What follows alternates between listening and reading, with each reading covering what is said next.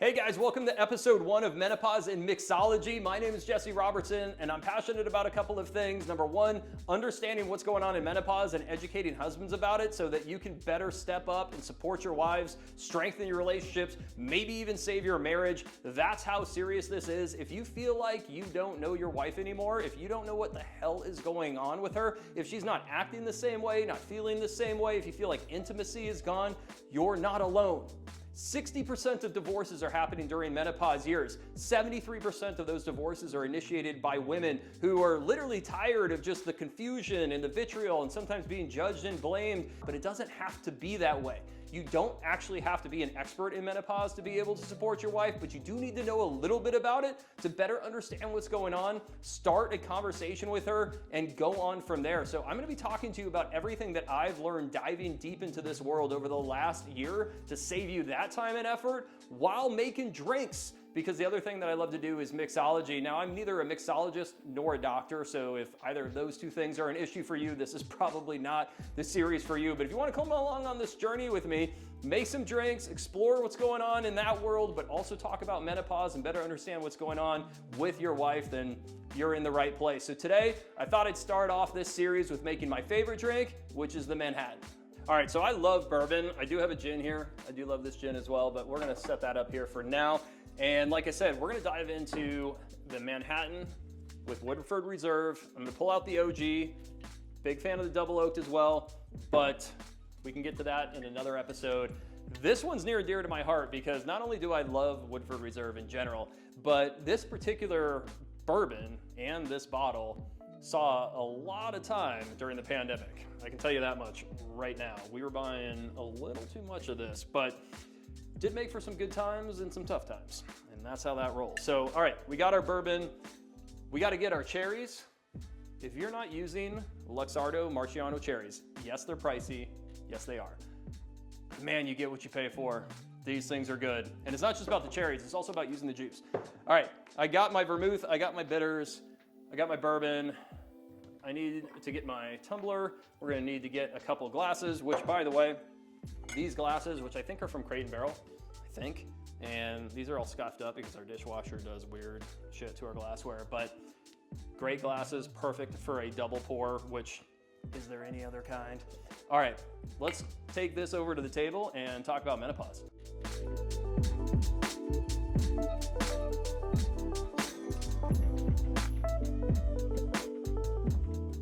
All right, so we got a lot of ingredients going on here, which is actually kind of the fun part about Manhattans. And there's actually a lot of different things going on in menopause as well. So listen, I said I'd tell you about menopause and what it is so that you can better understand what's going on. So let's break it down. Here's the deal, you guys.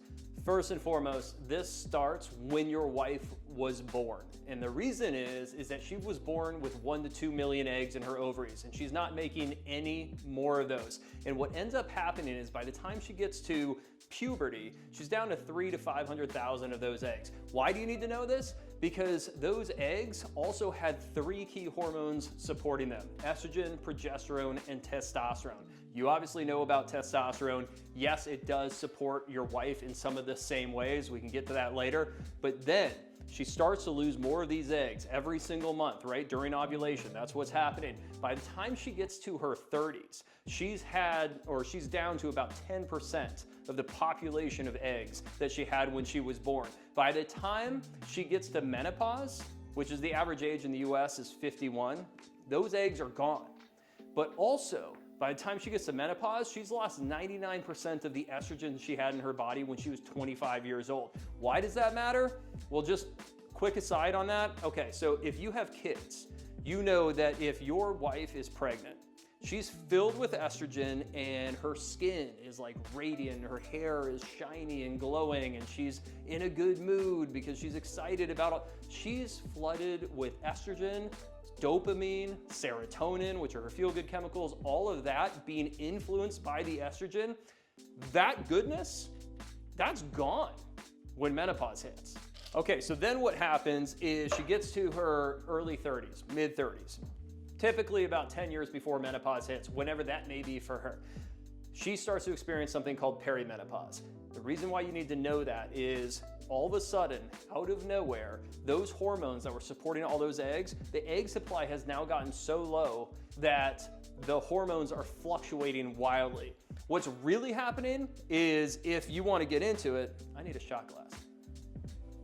All right, I don't know if you guys like to measure yours out or not, but typically I find that it helps me avoid some unfortunate circumstances, though could be a good time.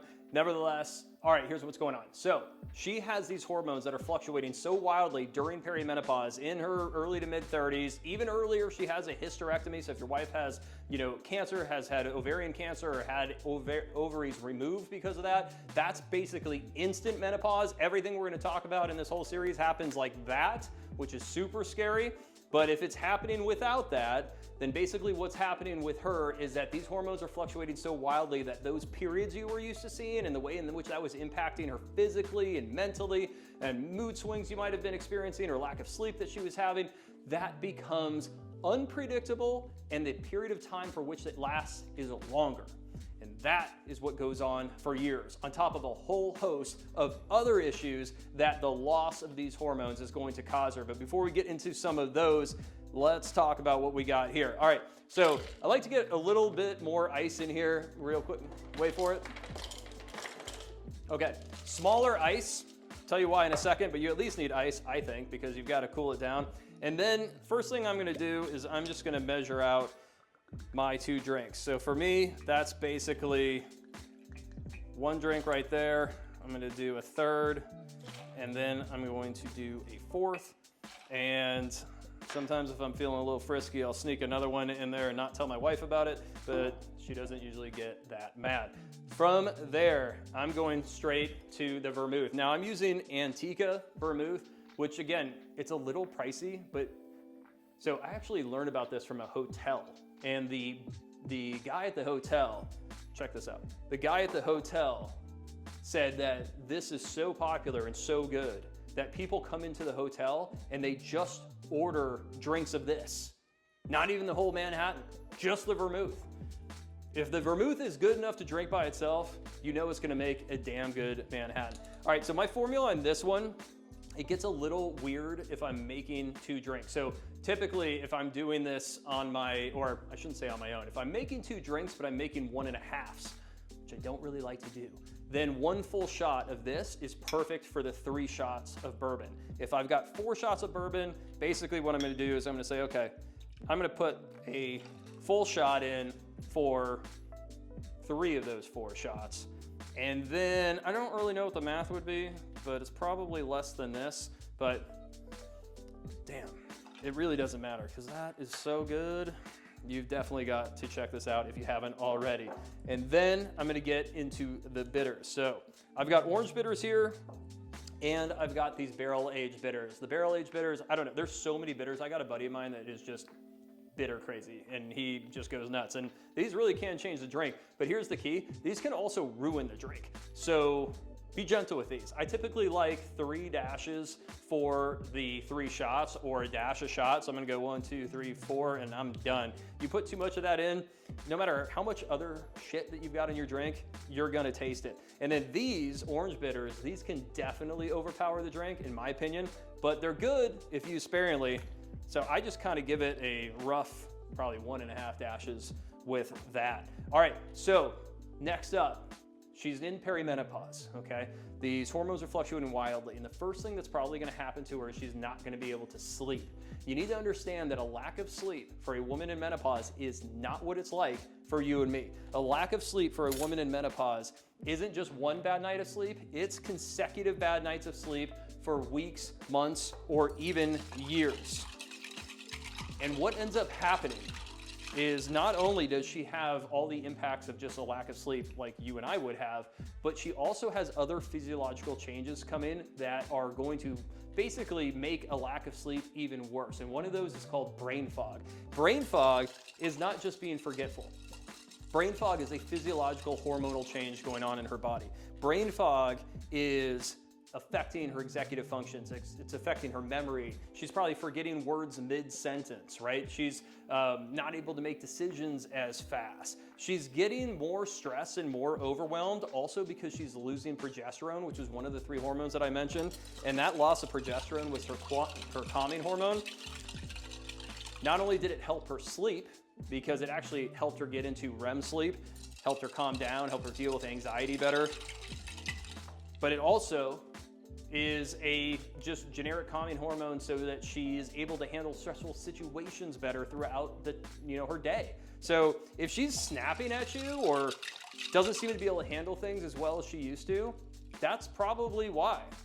On top of that, so you've got fatigue, that usually hits first. Brain fog is like the second most reported symptom. On top of that, inability to handle stresses easily. And remember, you guys, when she's laying awake at night, she's not just not sleeping because her thoughts are racing like what might happen to you and me. She's not sleeping because she's also not only having anxiety spikes because when she loses that estrogen, cortisol spikes, but she's also not sleeping because of hot flashes. And dude, hot flashes are not what you think they are. Luxardo cherries, by the way, told you about these. Okay, so here's the hack. Don't just put the cherries in your drink. Put the cherries, not the cherries, but I'll put like about that much. I'm not playing. It smells good, man. I'll put about that much in here and then I'll keep stirring it up. And here's the thing. I'm not trying to let all that ice melt, but I'm probably letting half of it melt, right? And then what I'm going to do is I'm going to get these cocktail balls of ice, which is literally the reason why we bought this fridge. Check these out.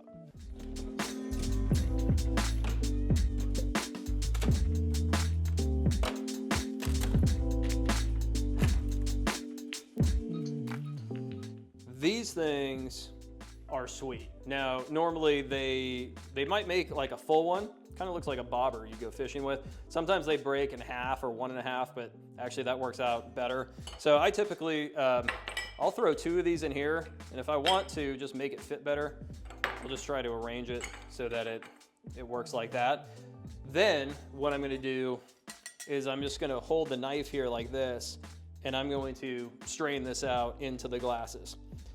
All right, so hot flashes, you guys, hot flashes are not just getting a little flushed. Hot flashes are an oven blast of heat. If you ever opened up an oven and just felt that like blast of Arizona just hot come out of that oven and just hit you in the face, that's what a hot flash feels for her, but it's coming from the inside.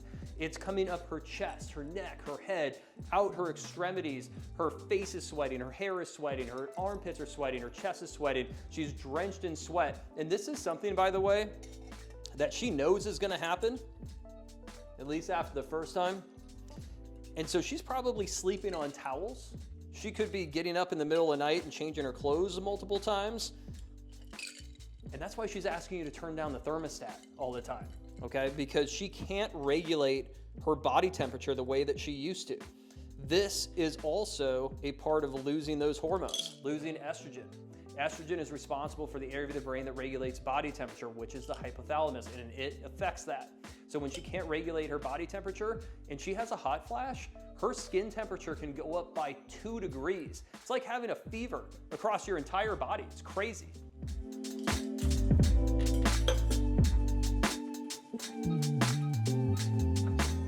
Imagine what that would be like.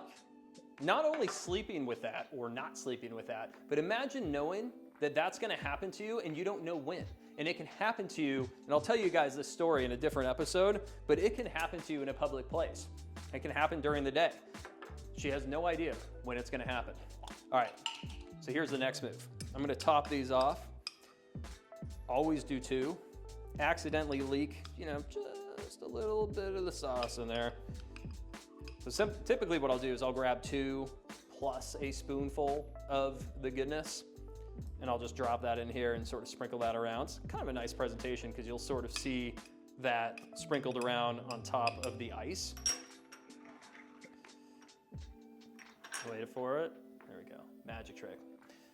Get the spoon to stay in the shot glass. All right. Anyway, all right, so outside of a little bit of the mess that I've made, and to be honest, during COVID, I would have probably gone down and licked this off the counter because sometimes we weren't really sure how much of this we could get our hands on. This is exactly how I like them to be, really up to about that level. And if you don't stir the ice like that, you're not gonna get enough dilution in it to get up to that level with just 4 shots. I mean, if 4 shots by itself would have been lower down here, obviously the ice is pushing it up, but nevertheless, I like that. It gives you the perception that it's a full glass. I like it when guests come over because they feel like they're getting a solid drink. You ever go to the restaurant and you order a Manhattan, you just get that? I mean, it's probably the same amount of alcohol, but it just doesn't feel right. All right, so that's the presentation. Now let's smoke these. Okay. So, a couple things. This is a Breville Polyscience smoker that I got for Christmas about a year ago or so, and I definitely need to replace the little screen that we've got in here. But this is fun. I don't know. I like it. Some people aren't into it, but you can get these different wood shavings, and this is the Breville Applewood. You can get mesquite, barbecue, all sorts of different stuff. Just adds a little bit of flavor to it. Honestly, sometimes you don't notice it after a while, but initially you do. And if you're looking for a presentation effect, this is kind of cool. So I'll typically, I mean, you could do 2 at a time. I think I can get 2 at a time. And also, if you want, there's little imperfections here, so the smoke is gonna definitely leak out the bottom. I don't know if they make something where that doesn't happen, or if you put this on a cutting board, would it be better? I mean, it seems like it's close to the bottom, but smoke definitely will billow out. And the other hack here is, if you guys use one of these, this is the engine or the blower. Don't turn it on full speed, because what ends up happening is you actually end up blowing most of it out the bottom. I turned it on about half speed and then try to slow it down as much as I can once it billows in, because that's what's gonna give you the most smoke inside the container. And then however long you leave it there is however long you wanna leave it there, because that's just gonna enhance the smokiness of it. All right, so now we know what's going on with menopause and we know when it's happening. So I think the one thing you gotta take away from this episode is that this is out of her control. It's out of her control because this isn't a disease. Menopause is not something she caught. This is a natural phase of life, and she was not prepared for this, you guys. Her mom didn't talk to her about this. She wasn't talking to her friends about this. I've been married 18 years, 48 years old. I never had a conversation about this, and her doctors aren't even trained to support her on it. So if you think that she has all the answers, or if you think she should be able to just work through it, she can't. Now, are there solutions? There are. We'll talk about them in some other episodes. But for now, just know that she didn't see this coming. She doesn't want to feel this way. She doesn't want to act this way. She doesn't want this to be happening to her, to you, to your relationship. But it is. So you've got to educate yourself about this. Again, not to be an expert in menopause, but just to know enough, you know? Just to know enough so when you see her going through what she's struggling with, whether it's mental, whether it's physical, the fact that it's impacting her sleep, it's impacting her day, the confusion, the gaslighting from the doctor, you at least understand that those things are real and you're willing to step up and give her the support that she deserves.